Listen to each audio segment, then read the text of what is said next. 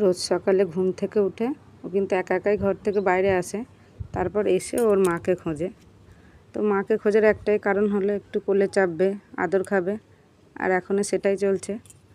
তো আমারও একটু সকালবেলা ওকে নিয়ে বসতে ভালো লাগে। একটু আদর সাদর করার পরে আমি চলে যাই রান্নাঘরে, তখন আর কিছু বলে না।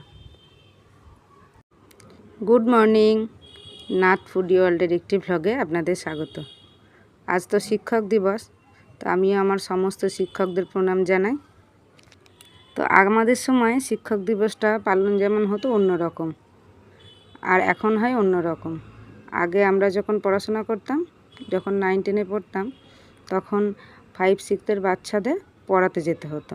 তো যে যে ইচ্ছুক থাকতো তারাই পড়াতো, আর সেইগুলো আমাদের স্যারেরা পেছনের বেঞ্চ থেকে বসে বসে দেখতো। তো যার পড়ানোটা সব থেকে ভালো হতো তাকে একটা ভালো প্রাইজ দিত, আর বাকি সবাইকেই একটা করে পেন টেন দিত। তো এখনকার হয়েছে সব অন্যরকম। আপেল না, আজকে নিয়ে আসবো হাটে। আজ যে শুক্রবার না, হাটে নিয়ে আসবো। ও শিক্ষক দিবস পালন করবে, তাও আপেল নিয়ে যাবে। তোমার সবসময়তেই তো খিদে পায়।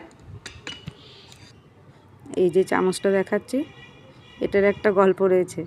এই চামচটা অবশ্যই গোল্ডেন কালারের। তো আমার বড়োবাবুকে নিয়ে গল্পটা, কারণ আমাদের এখানে রবিবারে হাট বসে বিকালবেলা করে, জামা কাপড়ের হাট। আর আগে এগুলোও বসতো, এখন আর এগুলো বসে না।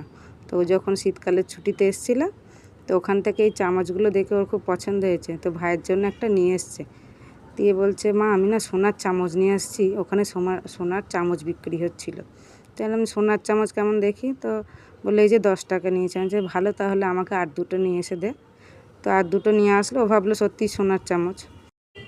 আর আমাদের বাড়িতে এই চুয়া বিল্লির খেল চলতেই থাকে।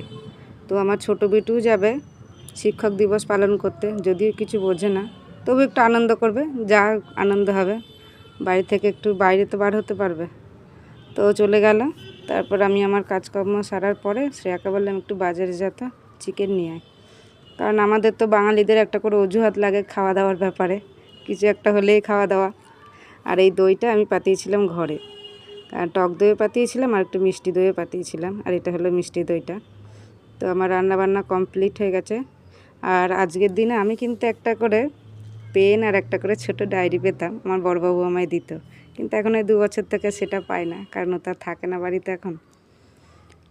তো আজকের ভিডিওটা এই পর্যন্তই। টাটা।